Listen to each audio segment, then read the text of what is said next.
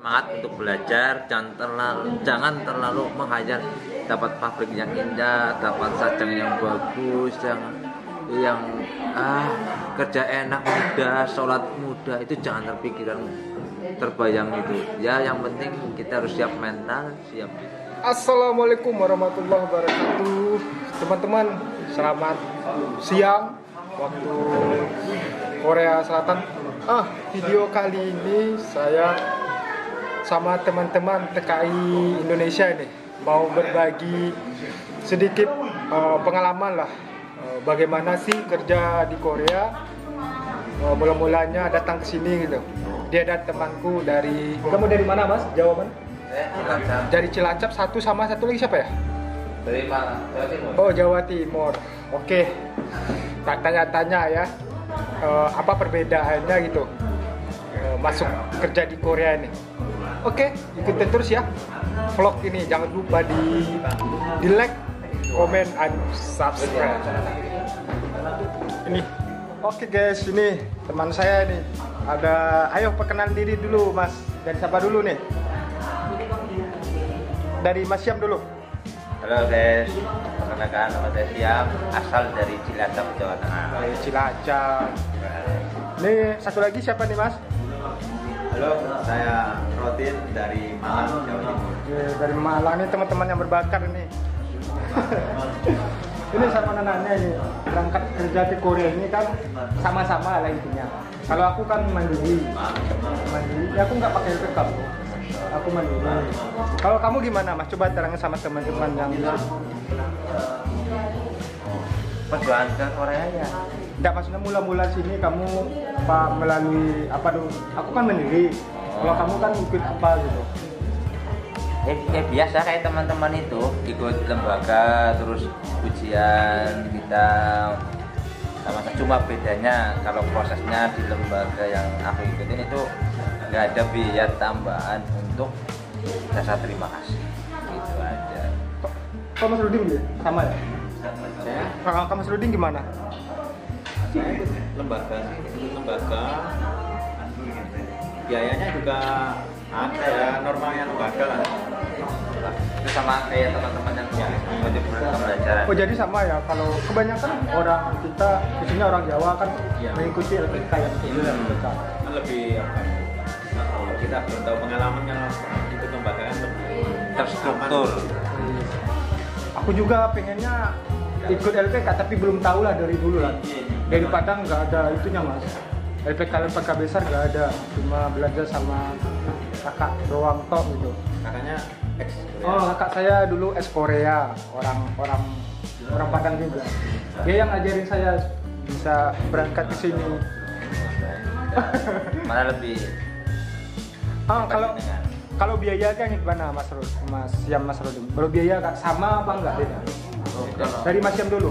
Kalau biaya saya insya Allah sampai di Korea itu nggak sampai 15, sekitar 12 jutaan lah sama uang saku. 20 juta itu. 20 juta. Itu melalui LPK. Enggak LPK, karena LPK nggak mengambil uang terima kasih. Kan beda-beda ya. Beda-beda, ada sebagian LPK yang mengambil uang terima kasih juga, nanti itu adik-adiknya juga itu nanti buat sarana dan prasarana, ya bagus juga sih. Kalau Mas Rodin sendiri gimana Mas? Menurut saya sih semua biaya semua LPK sama uang saku sampai ke Korea. Terus kita habis 30 juta. Wah 30 juta guys. Itu tuh udah termasuk uang saku atau Ya, gimana? semuanya ya. uang saku, pokoknya 30 juta itu mulai awal sampai nyampe Korea. Jadi beda-beda dari si A, si B, si C beda-beda guys. Tergantung kita di mana belajarnya LPK-nya gitu ya. Kita harus pintar-pintar nyari LPK. Kita harus pintar-pintar cari LPK ini, kata Mas Rudin ini. Karena nggak semua LPK itu membebankan. Iya, ada juga yang ada yang membebankan, ada juga yang enggak sih, ada yang meringankan intinya lah. Jadi ini beda-beda nih juga orang nih guys. Ini mandiri, ini kan melalui PK tapi dia nggak ngambil itu. Mas Rudin melalui LPK juga. Oh ya, berapa lama Mas Rudin belajar gitu sampai lulus ujian di sini, berapa lama Mas ya Mas Rudin? belajarnya gitu sampai ujiannya gitu. Kalau belajar itu lama. Lamanya berapa?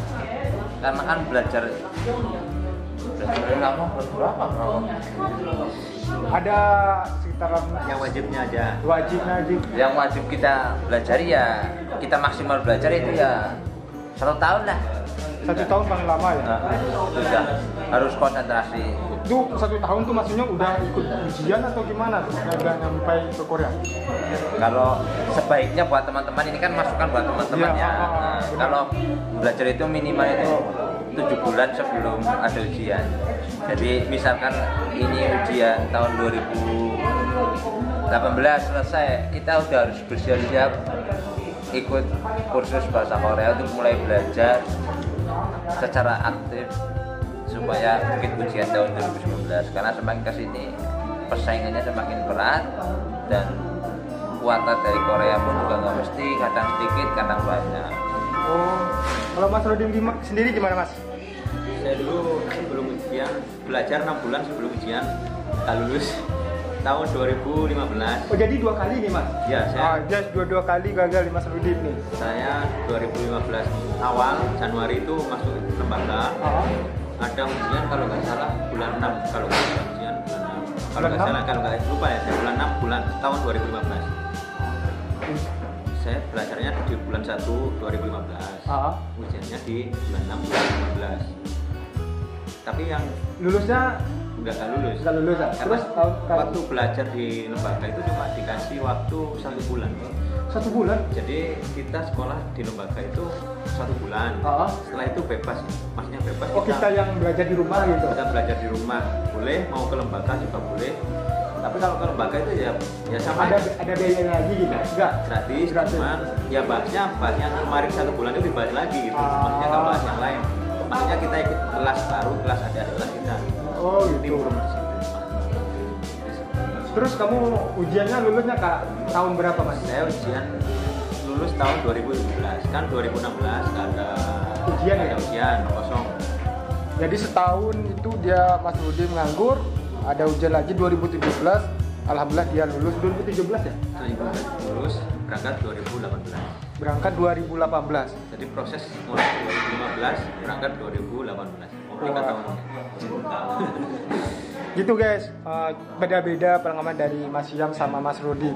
Satu lagi ya, udah nyampe di Korea kan? Ya. Pas nyampe di Korea, gimana perasaannya, apa pikirannya terbenaknya pertama gitu. Kalau saya ya guys, pertama ya, aku agak cenderung ya, kayak oh ini negara apa? Aku datang pas musim dingin guys, musim dingin aku nggak pakai jaket tebal gitu. Waduh kayaknya aneh gitu, agak linglung. Kalau Mas yang sendiri gimana Mas ya? Nah, karena saya itu bayangan pertama itu terlalu Mau nyampe di Korea musim apa? Oh, saya sampai di Korea musim panas. Oh, musim panas. Enak itu musim panas, enak, enak, ya? pemandangannya sejuk, apalagi kalau keluar. Iya, pemandangan sejuk. Sejuk di mata itu. Nah, bayangan saya pertama kali mau Korea, pabriknya dapatnya besar, terus mobilnya itu mesinnya otomatis. Nah, Jadi ternyata saya dapat di desa dan semua pekerjaannya manual. wah, apa yang diharapkan gitu? Ya, dulu bayangannya itu tinggalnya kayak di rumah, ternyata hanya di Kontainer ya? Kontainer. Gitu.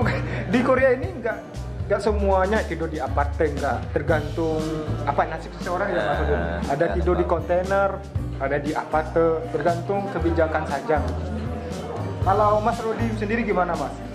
Pertama datang ke Korea tuh wow gimana, apa gitu? Ya, Bayangannya gimana gitu? senang lah. Senang. Karena saya kan prosesnya ada 3 tahun. 3 tahun menunggu. Setelah itu alhamdulillah di lembaga, kan yang lulus di lembaga saya itu kan yang sekolah 11 orang mungkin yang sama saya untuk ujian ya. Yang lulus itu cuma 3 orang. 3 orang. Termasuk Mas Rudi Ya. Wih hebat, pintar 3 orang. Maksudnya saya yang berangkat duluan itu ya alhamdulillah, dari 3 orang saya berangkat duluan. Setelah prosesnya ya lama sendiri memang dari teman-teman semua itu yang prosesnya saya sampai 3 tahun. Karena dari saya nyampe alhamdulillah saya akhirnya bisa nyampe Korea Ya maksudnya kan kamu udah nyampe di Korea gini gimana? Balik. Kamu musim apa datang? Saya musim semi. Oh musim semi guys, pada musim semi enak banget Nah, itu. semi itu bagus. Semi musim panas tuh cuacanya mantap. Tapi kalau musim dingin wah. Tapi masih dingin. Jaket. Oh, masih kan dingin. daripada di Indonesia kan musim dingin. Musim panas ya. Cuaca itu ada sinar matahari panas, tapi anginnya dingin. Wah. Iya kan? Waktu musim dingin kan gitu. Kalau orang Korea bilang, wah ini hangat kan. Waktu di Kamboja dia bilang, ini nggak dingin, ini hangat kan. Dia habis musim dingin memang. Kalau musim semi kan panas. Kalau kita kan di Indonesia musim panas, datang ke sini musim semi ya dingin. Baik, pandangan pertama di pabrik gimana Mas Rodin? Dapat pabrik itu enak apa enggak? Tanggapanmu gimana? Saya di pabrik sendirian kan orang Sendirian ya? senior orang Indonesia. Saya pertama kali ngambil orang Indonesia, saya ngambilnya cuma satu orang. Saya kalau biasanya kan kalau ngambil orang baru dari negara baru kan ngambil. Kalau soal makanan gimana Mas Syam sama Mas Rudin nih? Mas Syam dulu lah kalau soal makanan. Kalau awal-awal Makanan Korea gitu. Pertama-tama saya makan di pabrik itu agak stres. Soalnya apa? Hampir semua itu ada kandungan babisnya. Dan hijau semuanya rata-rata ya. Nah, lama-lama terus ya pernah cok, ya juga itu pernah juga. Jadi, lama-lama ya udah lah biasa aja, yang penting kita nggak makan babis. Kalau Mas Rudin gimana? Saya pertama datang berat badan langsung turun 10 kilo. Masa iya? Iya. Kamu Juga berarti. terus stres juga mungkin 10 kilo tuh jauh tuh Mas. Lebih stres mati makan orang Ya kan apa ya, masakan Korea saya nggak suka. Jadi lapar kan, waktu makan siang lapar, masuk sekitar itu laparnya sudah hilang lagi. Bau kimchi, bau apa? Masa kimchi kamu suka? Saya nggak Waktu baru pertama kali doyan ya? sampai sekarang saya nggak tahu yang kimchi yang Kalau kamu gimana Mas? Aku kimchi sedikit doyan, tapi ya hanya sedikit doang. Tapi kalau kimchi cuma baunya aja yang agak pusing, yang di stres itu. Jadi pesannya untuk teman-teman yang ke Korea apa nih Mas Syam? Ayolah sekali itu pesannya gitu.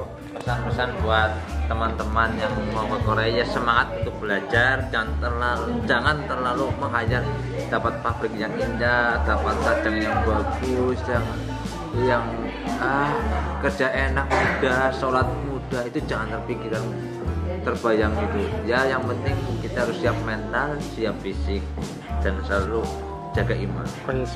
Kalau Mas Rudin sendiri gimana Mas? Yes, intinya tetap semangat dan jangan mudah putus asa.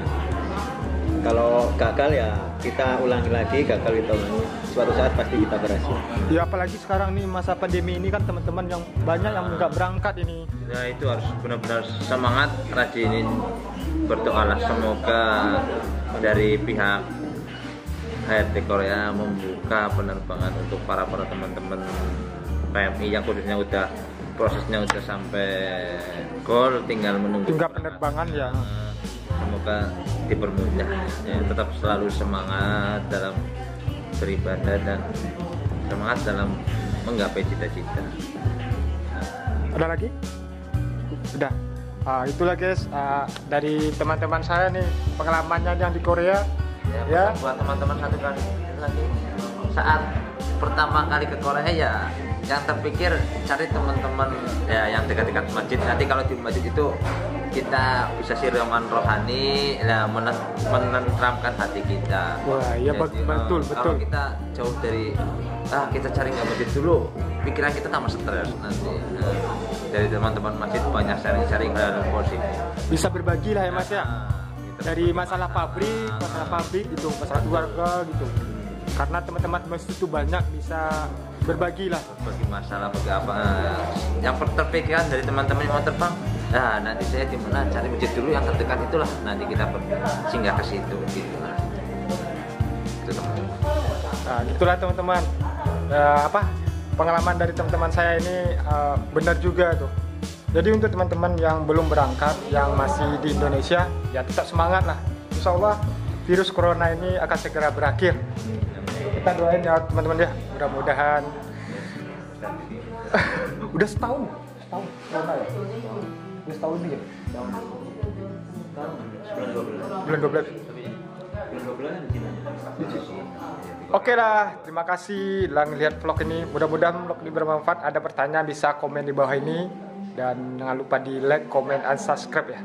Oke, assalamualaikum warahmatullahi wabarakatuh. Waalaikumsalam.